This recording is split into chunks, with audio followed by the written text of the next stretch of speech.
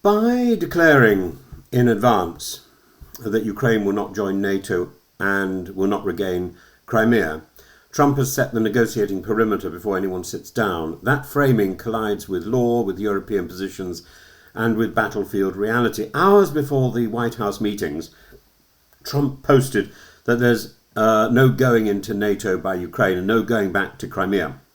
That's not a trial balloon, it's an opening ultimatum. And his envoy, Steve Witkoff, has floated a substitute for NATO membership, a US and European Article 5-like security guarantee, claiming Moscow signalled it could live with that. Treated as a tentative, not a settled proposition. Crimea was seized in 2014 by Russian forces without insignia. At least one Ukrainian soldier was shot dead during the takeover at the Simferopol base, and Putin later acknowledged he had greenlit the operation in an overnight meeting. The subsequent referendum was dismissed internationally. Ukraine's constitution is explicit. Sovereignty extends over the entire territory, and the territory within its present border is indivisible and inviolable. Any territorial change requires a national referendum authorised by Parliament. In short, a president cannot sign away Crimea. And when Ukraine was constituted after the fall of the Soviet Empire, there was a referendum, and each of the oblasts voted to remain in Ukraine.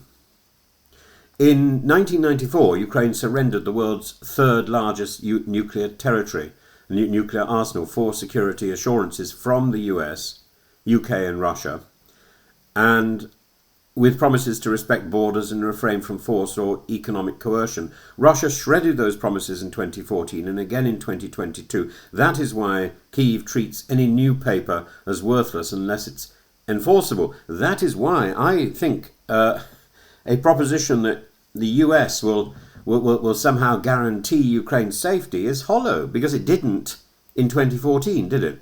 Witkoff's Article 5-like idea is not membership.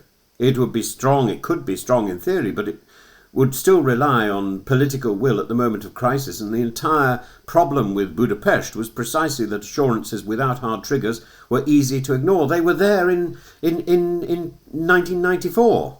And Trump is saying, oh, we'll have them there again. It means nothing.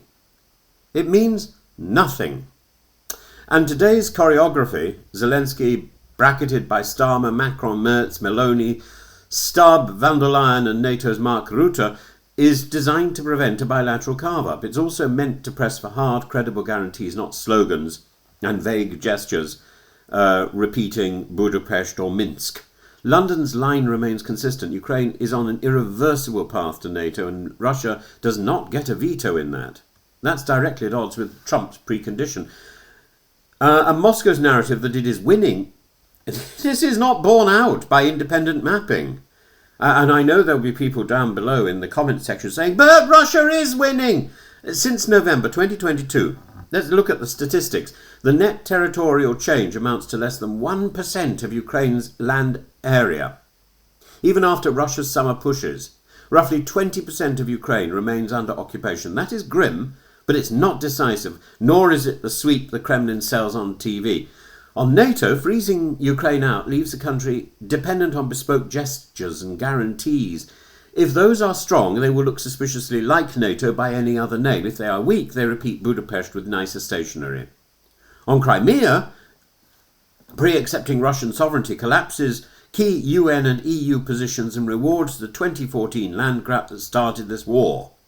It will also split Western capitals and poison any ceasefire monitoring force, because many states will refuse to police a deal that legitimizes annexation. Now, there is a format that Russia is using in the East with China, where it doesn't cede territory, but somehow leases territory. That was already in existence in Crimea for the Sebastopol base. Before Russia invaded, it can be in existence again if that is so necessary.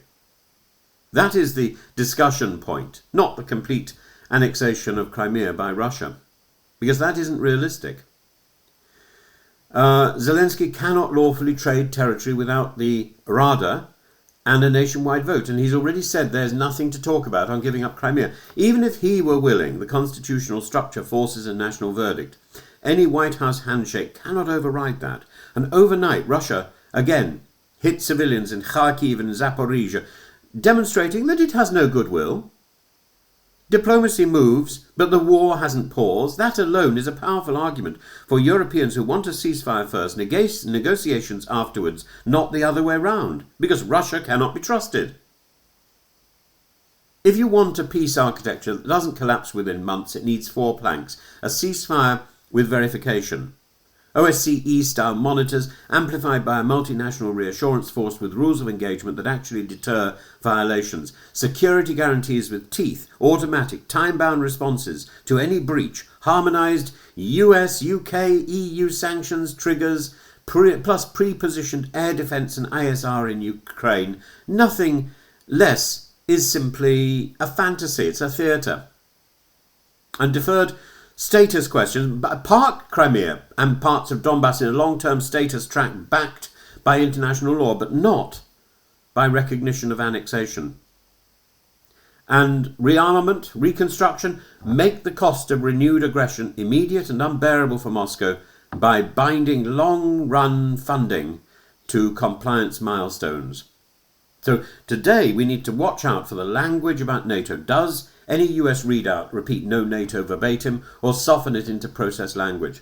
And the guarantees, do they become a written automatic mechanism or remain a hazy promise? As for Europeans, unity, do Starmer and Macron secure wording that rules out territorial concessions under fire, and Crimea, any hint of pre-recognition would be explosive in Kyiv and in European capitals. Trump has tried to pre-bake his cake. No NATO, no Crimea. European leaders will try to change the recipe, and Kyiv's constitution means no one can slice the territory without the Ukrainian public. Sorry about the cake metaphor. I think I'm feeling a bit hungry. The only stable outcome is that one option is lawful and enforceable and seen by Ukrainians as just, and anything else is illegal, is a pause with a timer that's simply ticking down to some sort of doomsday, and that's not good.